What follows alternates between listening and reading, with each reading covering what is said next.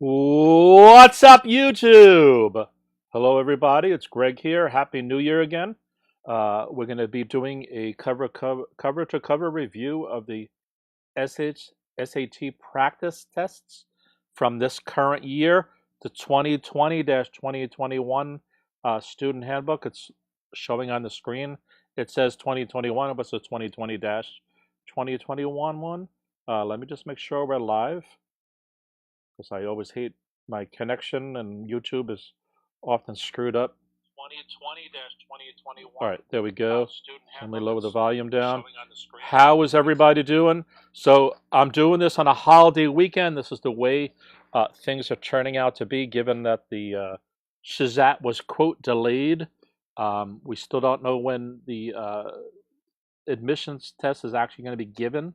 So there's a lot unknown about this.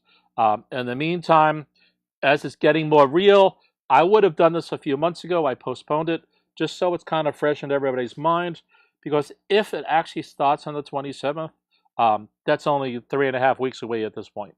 So it's something everybody has to try to get synced up in. I see some people coming in here. Hello. I'm Greg from GregsTutoringNYC. You can get me at GregsTutoringNYC@gmail.com. Isn't that wonderful? If people are catching us on the replay, hello as well, because you may be catching this tomorrow or whatever. So we're on part 3 here. It actually says part 2 in the title. I need to fix that. Actually, let me go in and do that right now while I'm talking to you guys. Can I do that? Yes, I can. Part 3. And this is going to be section A. I'm going to fix this later after 2. So let me just save that so anybody who's catching on the title is going to get the right thing. And I am going to post this in Reddit right now as well, because I posted about this on there. Let's see. All right. In the meantime, does anybody have any questions about anything I covered from the last time we did this? All right. So I did two parts of this already, and we covered some kind of deepish perspectives on doing this.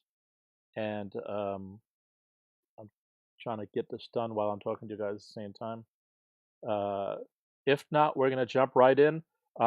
If you guys have general questions, or you want to chat amongst yourselves, more power to you guys. Do that. I'd like for this not to be where you guys are silent, but that this is interactive and we can discuss things. I'm well known when I used to teach computer programming in NYU in Columbia, and I learned a lot by that process, which is that you can stand up in front of people and everybody can shake their heads and say, we're following along. And afterwards they start emailing you like, what did you really mean? And all this other kind of stuff. So I'd rather, and I changed the way I taught after that, so that it's more interactive. In fact, I actually stopped lecturing. So as much as I'm the one running the stream, I'd rather you guys be interacting into it, including if somebody knows the answer, to be saying that.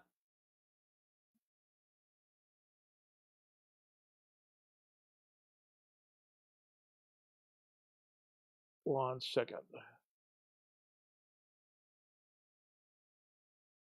Okay, I posted that.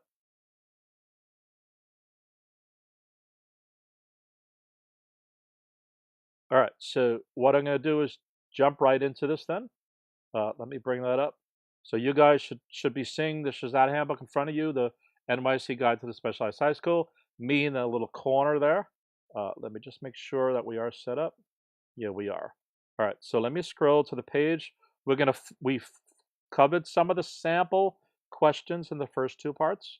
And what we're going to do is cover Form A, the revising and editing section A as well. So we're not going to kind of recover some of the stuff I covered already. I'm going to go through the super painful. We're going to rip things apart so that you're really truly getting down to the nitty gritty of what they're trying to ask you. All right. All right. Well, listen, confused student, you might be my worst enemy, but if this is what you want to do, that's fine. You're just going to be wasting your own time. There's no way to irk me. There's just no way to irk me. Okay. So if this is the way you want to proceed, go right ahead. It's not a problem. All right. So you can either join into this and be a part of it, or you can be a jerk. Okay, your choice. All right. All right. So we did game night.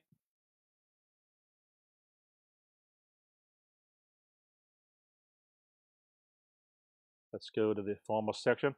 Okay, so there's also some sample reading comprehension problems here that we're not going to really get at. Okay, we're going to skip over that because I want to. If we focus on that right now and then switch back to the revising editing, it's going to be too much yinging and yanging back and forth. All right, so let's just go from we did the revising editing. So actually, let's go to the formal practice test itself. And you guys should read all the comments in here, including the directions, the instructions, the tips they give you, things like that, test dates, what to bring on test day, how to bubble in your bubble sheets. These are all important, all super important.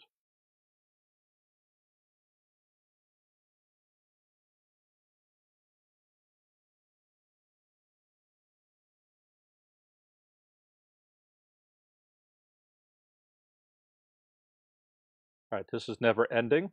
It talks about how the scoring works too. I've done some videos about that too. All right, so here we are at the instructions. This is something the proctor's going to read to you guys.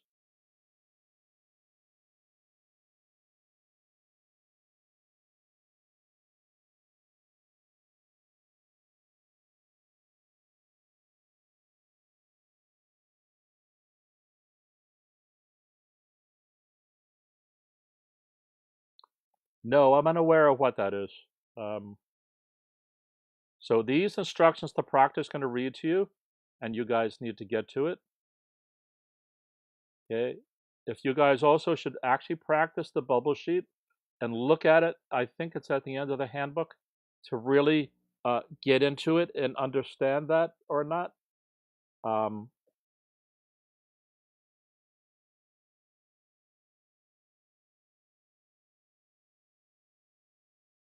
And try to figure that out. Okay. And actually, when you're doing some of your practice tests, part of what you should be doing is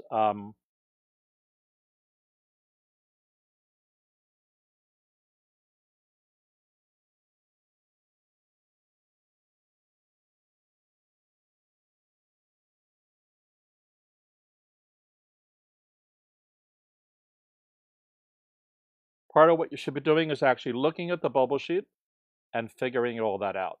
Actually doing practice with the bubble sheet live so that you know what's going on. All right. All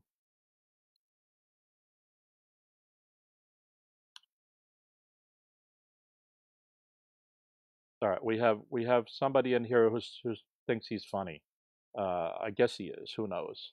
All right. So read and follow the directions here. Give me 1 second. I'm going to put this in comment mode.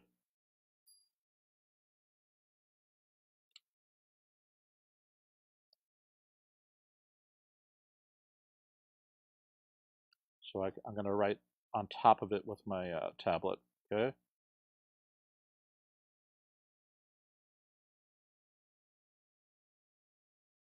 1 second. Does anybody have any questions while we're kind of looking through this? And we're going to jump right into question number 1. So let me just read it. It's telling you have to follow the conventions of standard written English, which in and of itself is really not helpful. Another part talked about my computer's having a bad day now here too.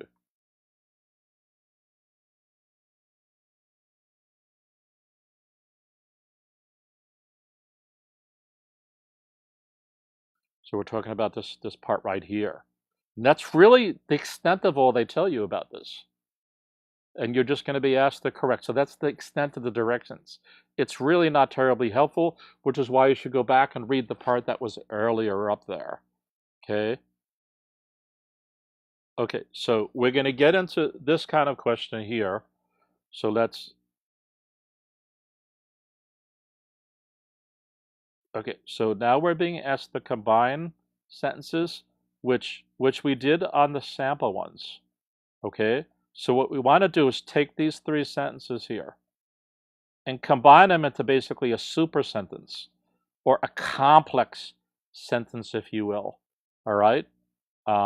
So what you want to do when you're doing something like this is first look for redundancy. For instance, there's Jupiter and Jupiter here. There's also the moons and the moons here. Okay, and then there's IO and IO here. And you're trying to combine those all in some sensible super sentence so that it makes sense. Okay, so the second thing you need to do is figure out really what's the subject of this whole thing. What is the main thing they're talking about here? And this is elusive, and this is the problem a lot of you guys have with passages as well, which is that sometimes when the passage talks about something a lot, it can appear that that's the topic and the main idea. Okay, in this case, it talks about Io a few times. The moon, Jupiter's moon, Io, it talks about it a couple times. So it almost looks like Io is the topic here, but it's not. It's not. Jupiter's moons is the topic. Io just turns out to be a supporting detail. It's some of the facts backing up about one of the moons it just happens to be. Okay, but the main idea here is that scientists believe Jupiter has 79 moons. Okay, Io is just a specific example about that. By the way, we now think there's 79 moons. By the way, this one has volcanoes on it, that kind of a thing. In fact, it has the greatest number of volcanoes. So what you need to do is rip the answer choices apart. Okay, so the last time you saw me break the problems down into different pieces, and I noticed certain patterns in the choices. For instance, this is Io. That starts with Io. This starts with scientists now believe that Jupiter may have as many as 79 moons. So does this one. Okay, so what I'm going to do is we're going to look at A and we're going to look at D first to compare them. They both kind of start out the same way. And let's see where they lead us to. I could have chose B and C first, or I could go A, B, C, D. It really doesn't matter. Just I'm seeing this pattern with Io here first. So we're just going to start with that. Okay, Io, which is one of Jupiter's moons, has the greatest number of active volcanoes in the solar system. Okay, off the bat, that seems to be wrong, because what you want to do is when you write sentences out, or a sentence, you want the subject to be the main prominent thing here. Now, if the scientist's belief about the moons was the subject, then Io really shouldn't be first. So for that reason alone, A and D are probably no good. But let's give them a shot anyway. In other words, the thing where it starts with the scientist now and stuff, that's the main subject. So B and C seem closer, generically speaking, that they would actually be the answer choices. Okay? And specific, they may not be. So let's just hear it out. Io, which is one of Jupiter's moons, so that's there. That's there. And what I'm going to do for a second is remove some of this, so as I write more, it'll start making, it won't be as scribbled all over. So Io, which is one of Jupiter's moons, so that's true. Okay? And there's comma, the phrase comma. So if technically we remove this underlined part, it says Io has the greatest number of active volcanoes in the solar system. So that works. So there's no grammar error or anything there. Okay? And so now we have this and here. Scientists now believe that Jupiter may have as many as 29 moons. So this kind of table flipped the organization of the three sentences. It just put them upside down. So for that reason, it's wrong. Again, we know distinctly because it's making Io the subject, and it's not. So right there, A is no good. Okay. And by the way, I said this the last time, and I'll keep repeating it. It says the best way to combine these. You may argue all of these suck. Well, you know what? I pretty much think they do. I personally prefer the way this is written as three sentences. You might say it's too simple, but we're not told what kind of writing this is for. Is this for second grader? Is this for Neil deGrasse Tyson? who doesn't need it split down this way. It depends who our audience is, right? So when they ask the best way to combine this, it's a little slippery there. Okay, so that's kind of something we kind of look at and think about and so on. Scientists now believe that Jupiter may have as many as 79 moons, and one of wait, sorry. So now we're going to go to D. We pretty much ruled out A, okay, because it's just not there. This and the and part here makes it table flip, okay. So there doesn't seem to be grammar error or anything like that per se, okay, but it's just table flipped. Okay, so now if we try D, Io, a moon, which is the greatest number of active volcanoes in the solar system. So this one had a phrase which is Jupiter's moons. This phrase is still true. That still applies to Io, okay, is one of Jupiter's moons. Okay, so that's fine too. And scientists now believe that Jupiter has many as 79 moons. So again, they table flipped it. So for that reason, just alone, D is no good. And for some of what I said about A. All right. So now we're going to look at B and C, because they seem to be our two choices. So let me get rid of some of this other scribble again.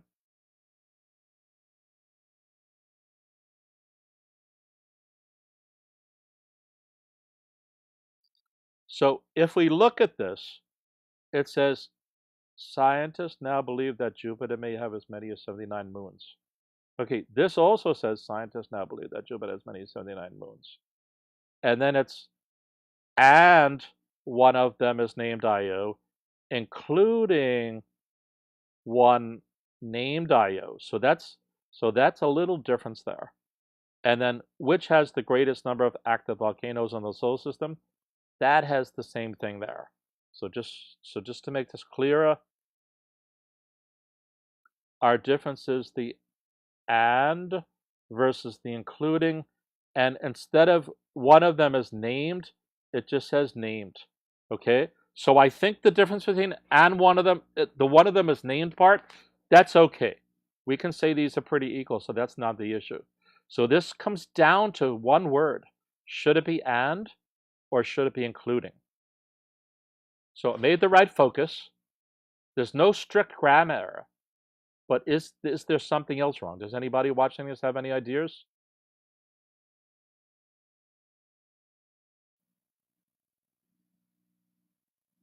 Anybody?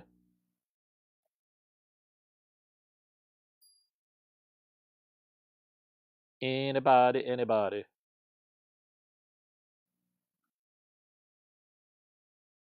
Okay, give me 1 second. I make sure we're live.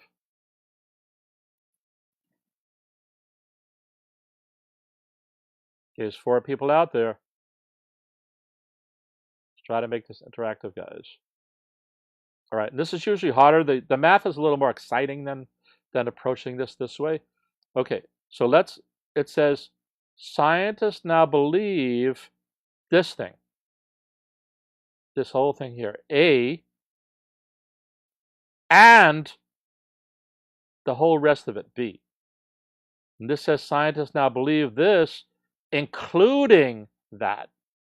So when it says including, this is applying to the moons. When it says and, it's scientists now believe this whole A thing and the whole B thing. In this case, scientists now believe the A thing, including the B thing being part of the A. Okay? So that means B is no good. Okay? Because it says scientists now believe that A and B. So it says scientists now believe that one of them is named Io. They don't believe that. The scientists named it. So B is no good. And for that reason, C becomes the answer. All right? Is that clear to everybody? And this is the analysis you have to do. You have to do it in a minute. Okay? There's 180 minutes for most of you. There's 114 questions. I did this math a couple of years ago. I think it comes down to 1 minute, 20 seconds per question that you have to do. And this is on top of reading passages. Okay, so you have about 1 minute. It's also on top of having to fill in your bubble sheet. And it's on top of that, you're probably going to step out at least once to go to the bathroom. So you really have to do this. Bing, bang, boom. So I took the scenic slow route through ripping this apart. as you get used to this kind of thing, so now we did 2 of these, 2 combo sentences ones. When we get to do the third one, it should be crystal clear to you, at least a lot clearer, what you need to do and rip these apart. And if it's often going to come down to one word like and versus including. And it's often going to be pattern where 2 is similar and 2 other is similar. Or it could be like we did the other day. If we come back up here, where was that last one?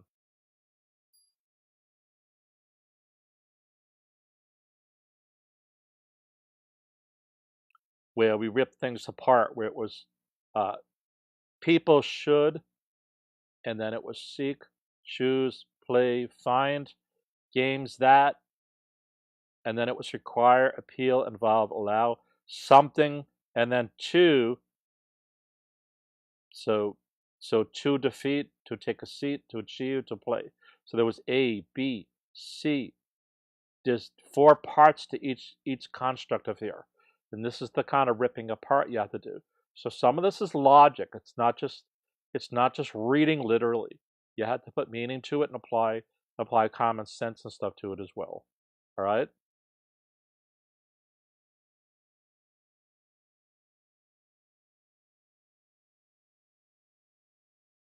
All right, so if we go to question number 2 now.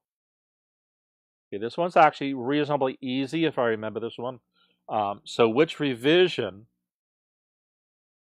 corrects, I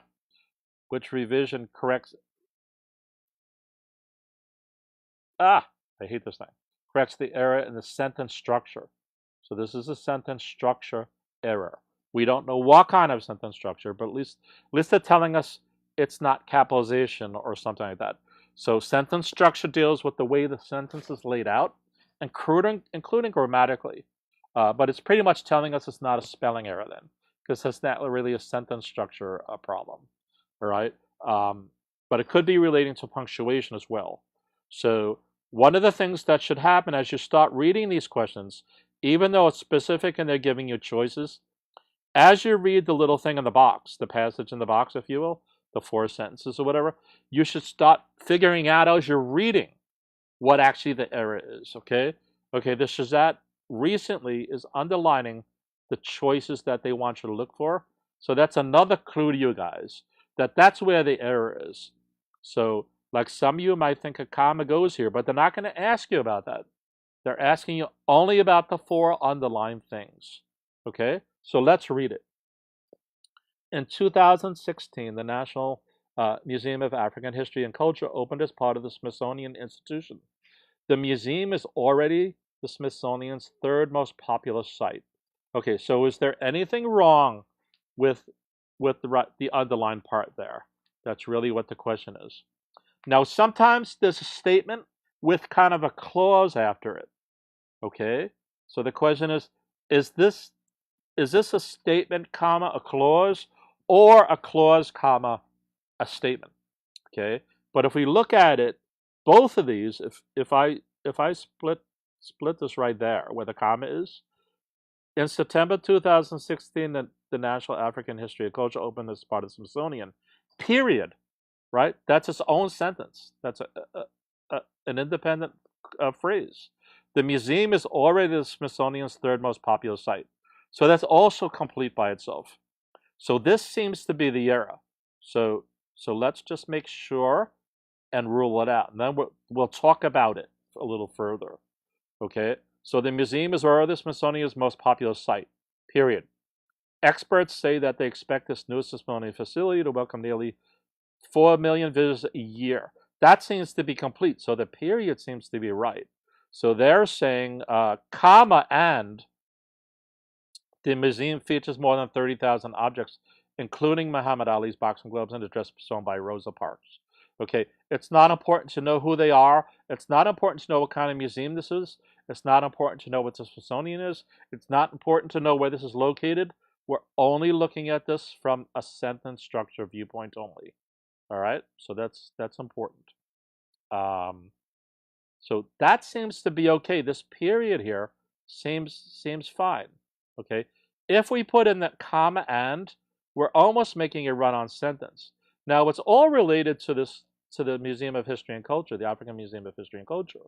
So, but the and is kind of just making a run-on sentence. So that wouldn't help the error. Okay, so first of all, there's no error here in the first place. It's definitely two sentences. So sometimes, like in number one was less saying there was an error. It was just saying, how can we make this better? And by the way, I wanted to point out something in when it referred to the answers there. What I don't like in the answer choice, it says it's the best way to make a complex sentence. Okay? That's not always your goal, to make a complex sentence. So this ties back into, like, what do they mean best way? Sometimes this is exactly what they're looking for. They're looking for you to do something like that, okay? So be careful as you're answering these questions to try to really grok where they're at and where they're not at, okay? Okay, 2. And by the way, I'm going to go for about an hour here. I don't know. I'm assuming I'm about 20 minutes into this. So I'm probably going to do 1, 2, 3, 4, 5 for Rev A, and I believe there's 5 of them on this one, so that's the deal. So the museum features more than 30,000 objects, comma, including Muhammad Ali's boxing gloves and a dress sewn by Rosa Parks. Okay, so that seems cool. That's a comma that makes sense, okay? Because up here, that's the comma I was talking about, where we have 2 clauses. But it turns out these are both sentences on both sides of this. This says the museum features more than 30,000 objects. That can stand by itself, including Muhammad Ali's gloves and Rose's dress. So that's cool. You can put comma, whatever. That's fine. All right? A commemorative copy of the Emancipation Proclamation, comma, written in 1863 during the presidency of Abraham Lincoln, comma, is also on display at the museum. So if we take this, I'm going to highlight a part right here.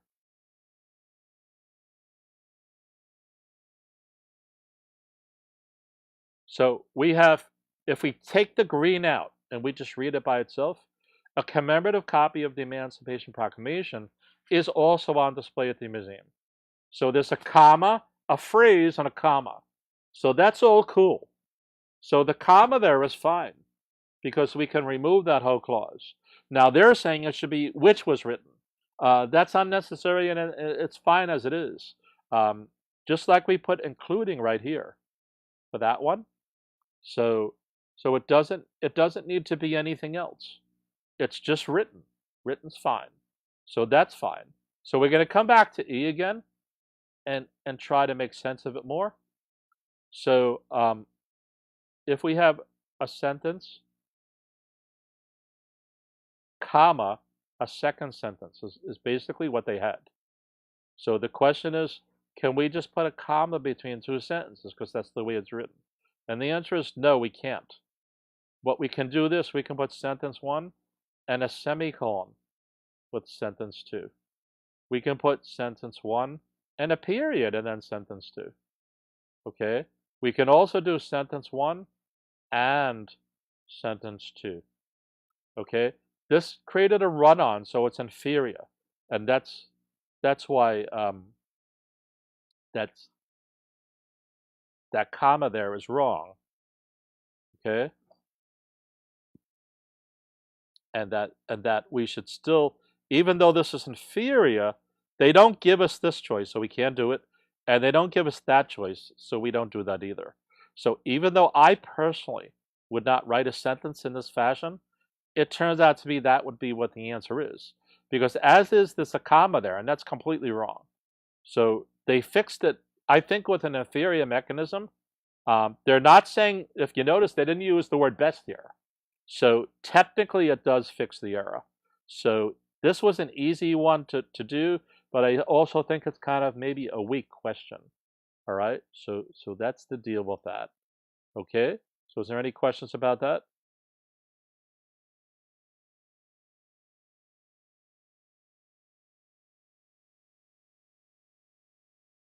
All right, let me just make sure we're live. All right, so that's the deal with that. Okay, we're still live, good. All right, we're running, how long are we running so far? All right, we're 30 minutes. Okay, yeah, we're probably under 45 or 50 minutes then maybe. And let's see, sometimes we go on tangents and things like that. Okay, so question number 3 is read the sentence. So this looks real simple, but then there's this thing here, precise. Whoops.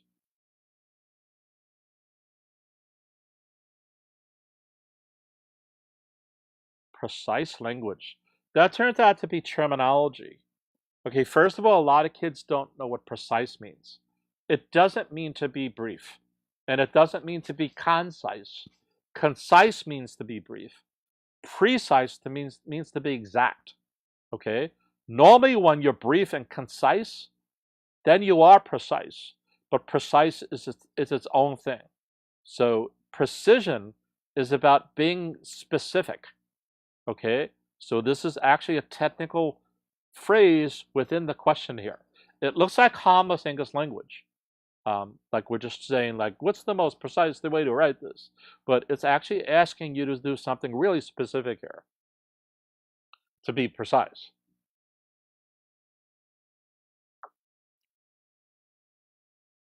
Okay, so if you notice, let's just look at this from kind of a little backward perspective again, which, if you notice, where's my cursor?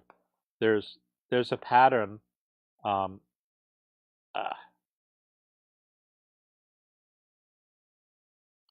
There's a pattern in some of this. The Appalachian Trail is, then it's an extremely long trail, a 2,000-mile trail, 2,000 mile, a lengthy trail.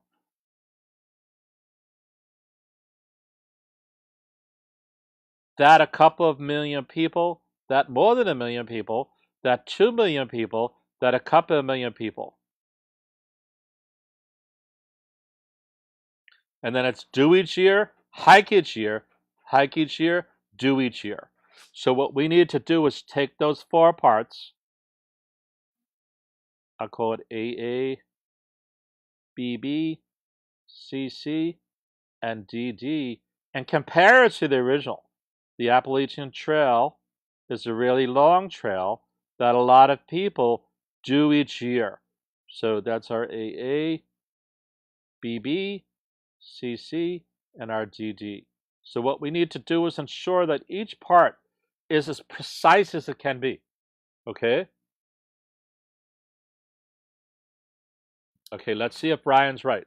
So let's see if he's right. So we're going to take, so they're all equal in A. So that's good, that's good, that's good, and that's good. So it started out as a really long trail. So an extremely long trail sounds like a little better terminology than really long trail. So far A wins. Okay, then we come to B and we're like, whoa, dude, 2,200 miles is better than really long and extremely long. Because really, when you compare really long and extremely long, is really long shorter than extremely long? Who the heck knows? So for that reason alone, A is a goner. Okay, so this is better here, and that's better there. So then we come to D. It's a lengthy trail, so that's the same reason. So D is gone. We're not even looking at CC and DD, and we got 2 answers gone. Okay, so now we only need to look at B and C. But let's even throw A and D back into the mix, just because I'm talking to you guys about it. So it started out as a lot of people. We need to be more specific and precise. So now there's millions of people. So A, even though we ruled A out, let's assume we didn't do that yet. I'm just trying to get clarification to you guys about what the process here should be. Millions is definitely more precise than a lot of. Okay, so the second choice is then more than a million. Okay, so this is millions. So this is 1 plus million. And this is also 1 plus million. Okay, so they're kind of equal from that perspective. So finally, C says 2 million. So 2 million is more specific than millions or more than millions, right? They're not asking for the largest number here. Because you might say A and B might be 10 million. They're asking to be precise. They're not asking for the largest number. So, and this says couple of million for D. So couple and 2 are the same, right? We often say the word few, F-E-W, to mean couple. Couple literally means two, right? I might say I have a couple of fingers up. No, I have 5 fingers up. I don't have 2 fingers up. So don't get caught up into slang. So from that perspective, C and D are equal, okay? Even though we ruled D out. We already ruled D out, and then we're going to rule B out because 2 million is better than that, okay? Now we have to confirm that we did A, B, B, and C correctly.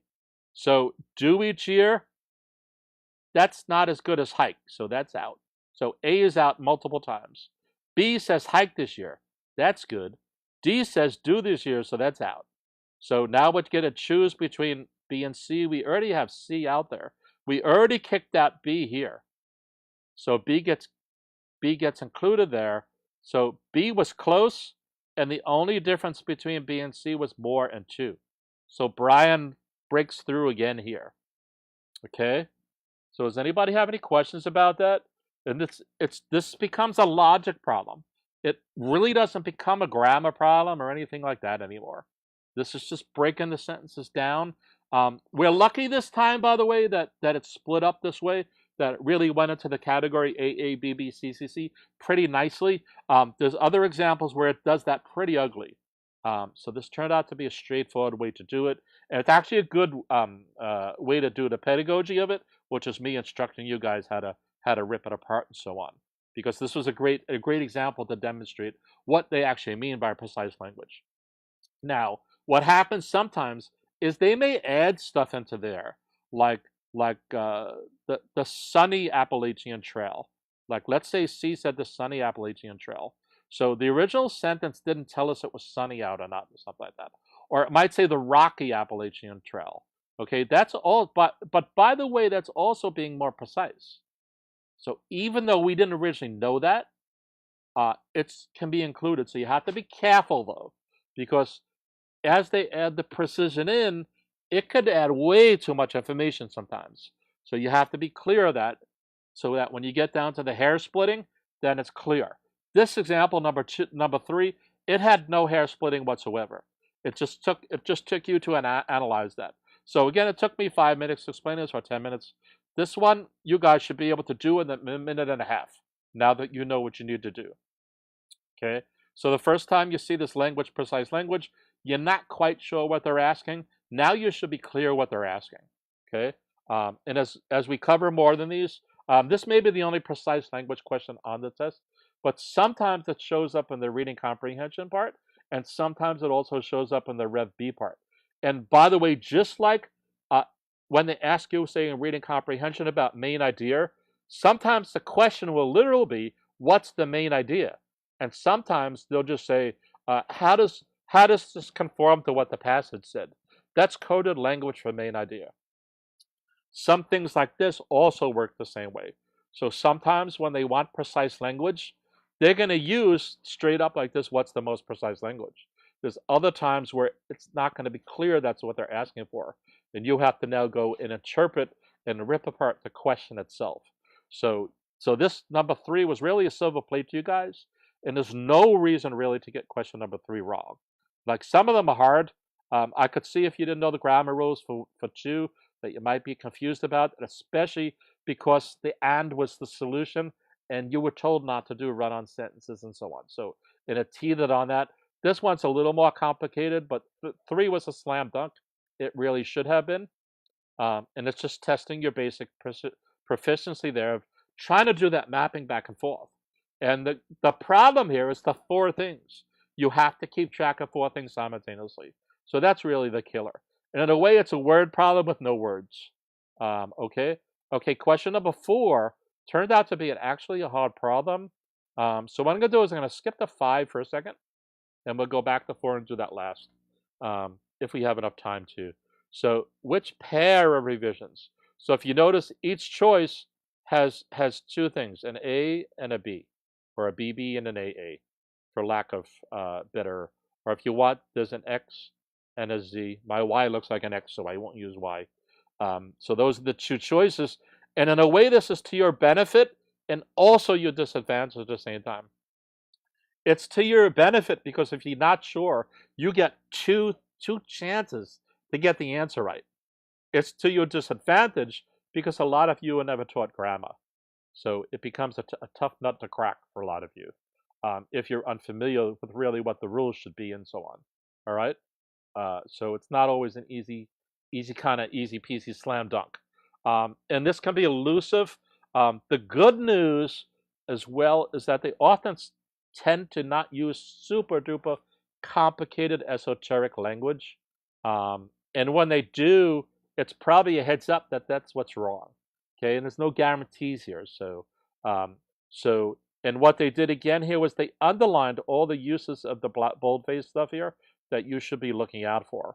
And again, just as I said earlier, as you read this, the error should leap out at you. Okay.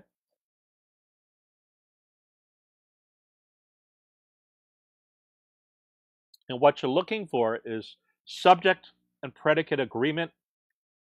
You're looking for noun and verb agreement, the same tenses.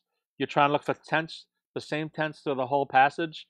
If it was saying, it is sunny out, it is going to rain, I am happy, and then it puts something like, I jumped just now or something, that's probably what the error is. We also talked about yesterday about dangling modifiers and so on. And those are some of the most common ones here. So let's see what's happening here. When coal was, so we're going to do number one.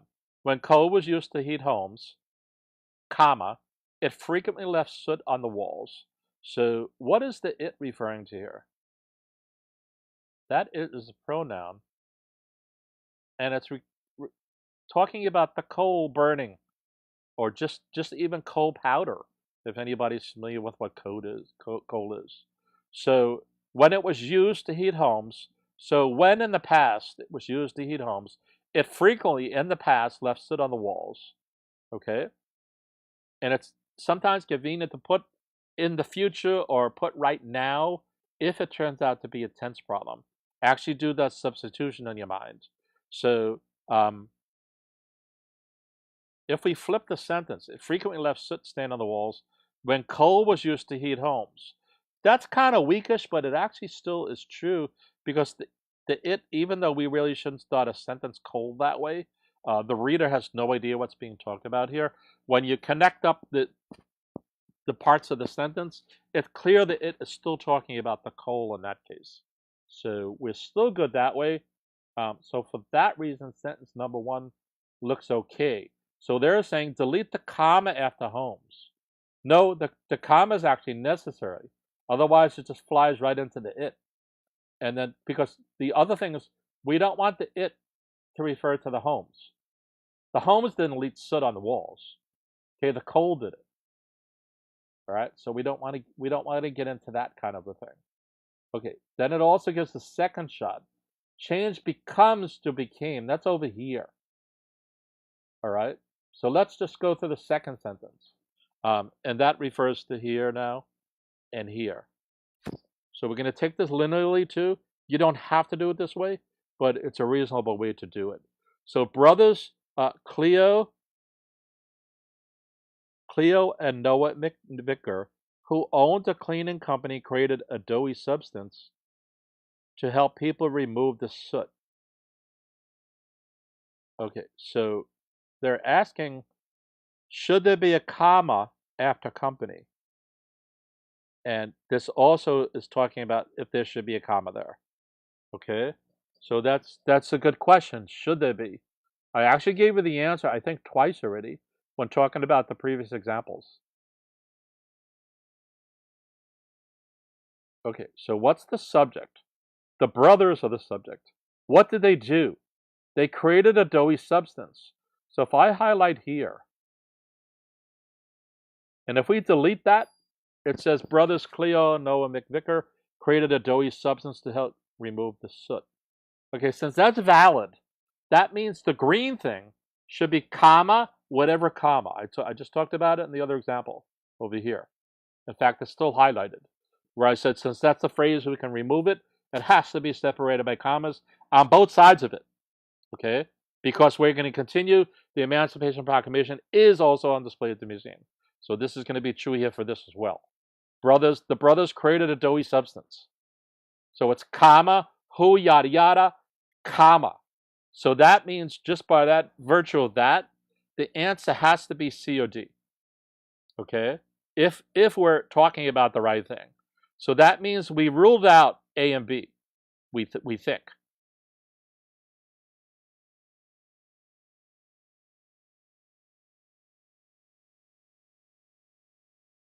Okay? So we think we ruled the both of those out just because we believe that comma is true there. So that should be the case, and that should be the case. All right? So we notice this is also case Z here. Okay? And let's call this J. So that's also J. Okay? And we know this comma went here, so we're going to check this here. That's good. So the only one involving the homes was this and this. So we believe this is kicked out. So let's try to check the remarketed, which is the last sentence. And sentence number 4 is a doozy. So then one day, Joe McVicker, Cleo's son, learned that his sister-in-law had been using this substance for art projects in the classroom, so he remarketed the product as a toy named as Play-Doh. By the way, for the same reason, if we deleted this, we can say, then one day McVicker learned that his sister-in-law, so that's comma, the phrase comma. He learned that his sister-in-law had been using the substance for art projects in a classroom, pause, and so in this case kind of means therefore, he remarketed the product as a toy known as Play-Doh. So that's cool. I personally would have not put comma so. I would have put period and started a new sentence, but there's technically nothing, there's no revision, there's no error that needs to be corrected here to be able to do that. Okay? So for that reason, that seems to kick out B for sure, because we were double checking that. It also seems to kick out D. Okay, so what we need to do is, because we believe sentence 2 is correct, we have to know, see if becomes gets changed to became.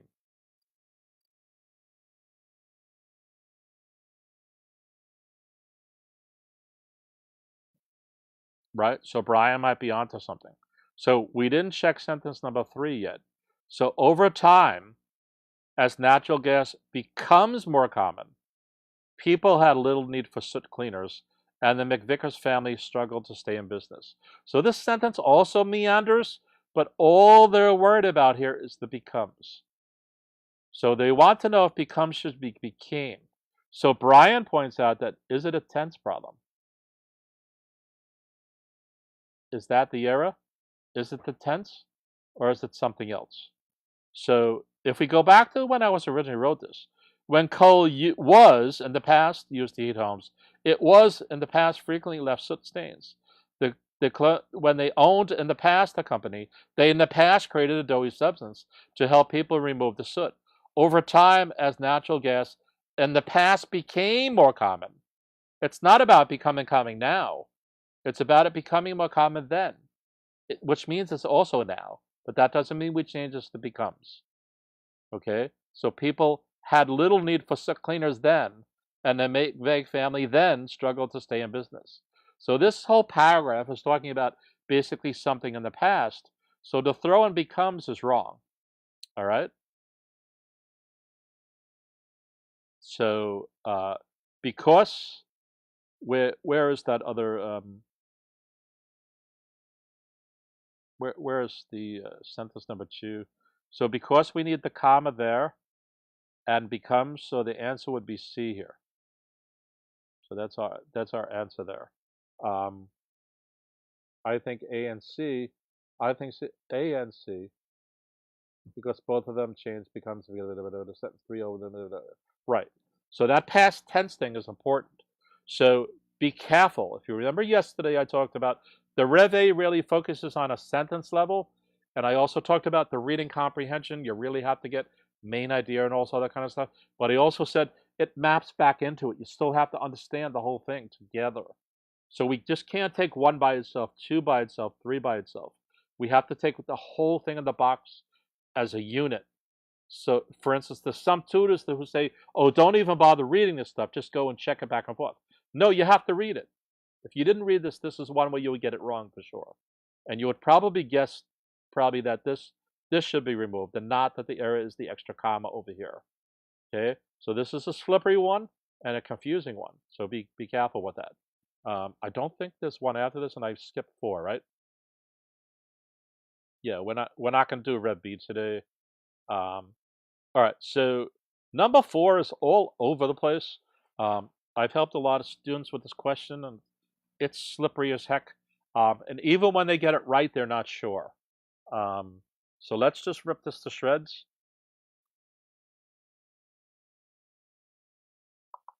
First of all, let's look at the question. Which edit, there definitely needs to be an edit here, should. What should be done to correct this? So this is coded language saying there is an error. There is definitely an error here. So they're giving you 4 choices here. They're underlining agile first, only, United States. Okay? It looks so simple, and yet it's cryptic as heck. Okay? So in 1962, the agile athletic Will Chamberlain became the first and only professional basketball player in the United States to score 100 points in a single game. Does anybody out there have any clue what the error might be here? If you do throw it out there, that's always okay. We're trying to get interaction going. And this is one of those questions where a lot of kids are going to lose points on this. You're going to think you know the answer, and even if you know it, you're still going to be not sure. And it's important not to go by your gut when doing these questions. Your gut's going to get you wrong. Intuition and your adrenaline are important parts of our chemistry and human phenomenon and so on, but not when solving question number 4. Okay, you need facts here, and you need to know the rules. Anybody have a shot at that? Anybody? Brian can throw something out there, or anybody else? Come on, there's a few of you out there. Okay, so it's saying the agile athletic Will Chamberlain. So it's saying agile might be wrong. And it doesn't even matter necessarily that we know what that means. But it basically means he's flexible, and he's a good player, and he's able to adapt and things like that. But it kind of even doesn't matter. So what's the deal here? Here's what the problem is. Will Chamberlain is a noun. It's a proper noun. Okay? And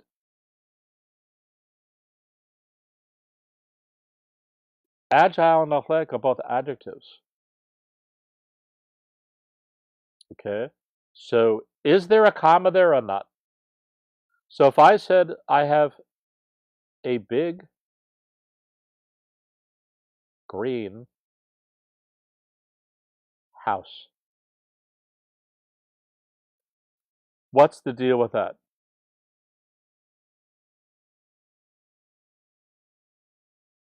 I think the answer is E, because I think it is listing a trait.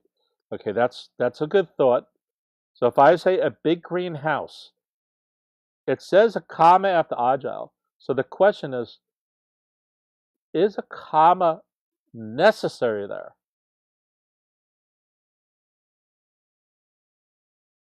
Right? This is an adjective. That's an adjective. That's a noun.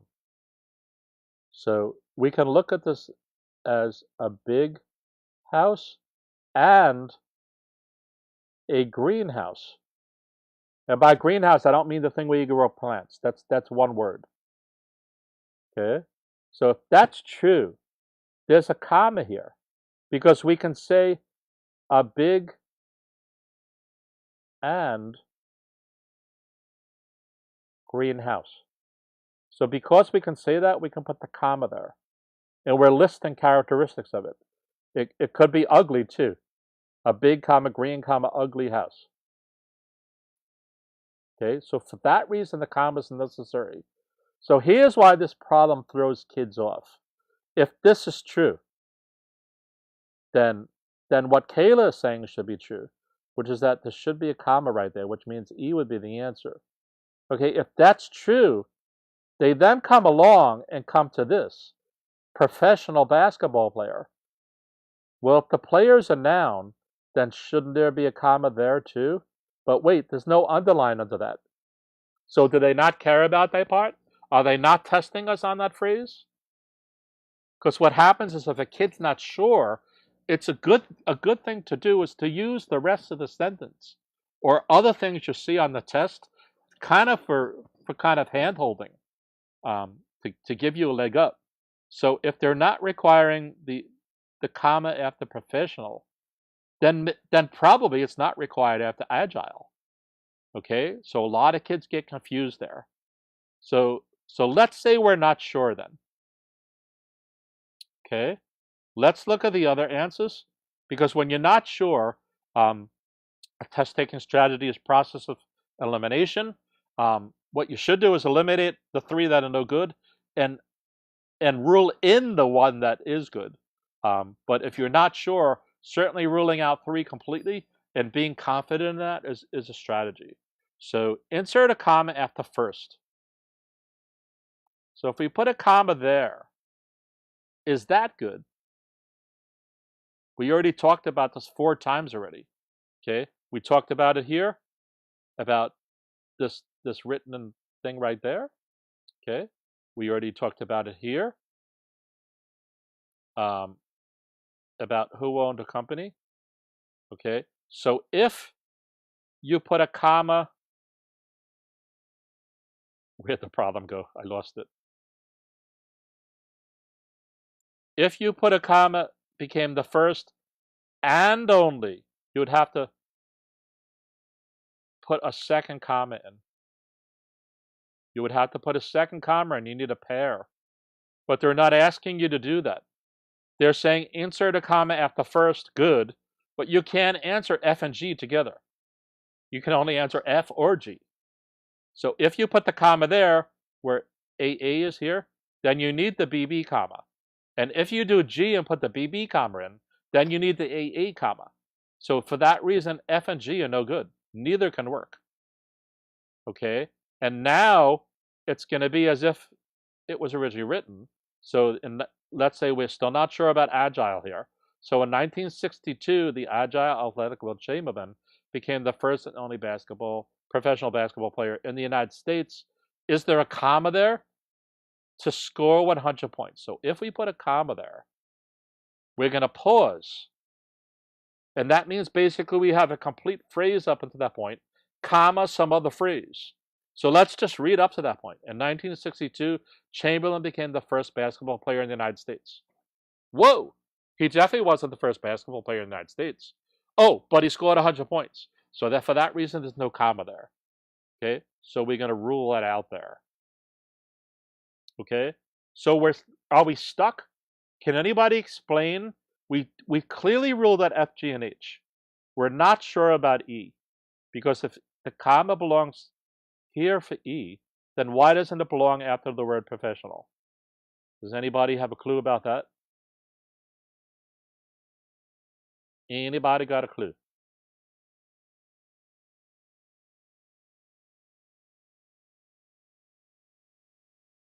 What do you guys write here? I think any thoughts on that? Why is a comma not necessarily right here? It either is or it isn't. Okay, there's a difference here, which is that we're talking about the agile Will Chamberlain and the athletic Will Chamberlain. Over here, we're talking about, are we talking about a professional player and a basketball player? Or are we talking about a basketball player as a unit? The unit for Will Chamberlain is Will Chamberlain. There's a Will Chamberlain who's athletic and a Will Chamberlain who's agile. But is there a player who's a basketball and a player who's professional? No, that sounds ridiculous. So we have to take basketball player, that's open-ended there, and open-ended on the left side. That's one unit. Almost like it was basketball dash player. So he's not a professional player and a basketball player. Although technically you can break it down that way. That's not the way to look at it. He's a basketball player who's not an amateur. He's a professional one. You can't say he's an athletic Will Chamberlain who's agile. That is awkward, right? But saying he's a basketball player who's a pro, that's perfect. And that's why the comma is not necessary over here. Because it's the professional adjective. The whole noun is basketball player. That's the whole noun is basketball player. All right? So that's the deal with this. All right. Does anybody have any questions about anything we covered? Because I'm going to end it here, as well as general questions as well. Please subscribe to the channel if you're not there. If you're catching us the replay, hello. If you guys, there's only one like. Oh, come on, guys. Even confused students should have left more than one like. All right, guys. I'll just wait another second to see if anybody has any questions. Otherwise, we'll put it into it. We're exactly at the hour point too, an hour and 2 minutes. So that's cool. All right. And we'll continue on the other parts. This is long. It's boring. The problems are tedious and they're boring. So long and boring is conspiring with long and boring. And here we are. Again, you guys can email me about any specific questions or problems that you have. All right. And let me just do one thing. I want to check something.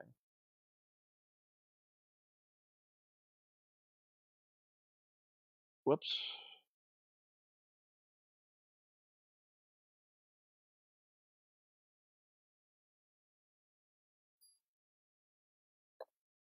And I'm going to delete a message here.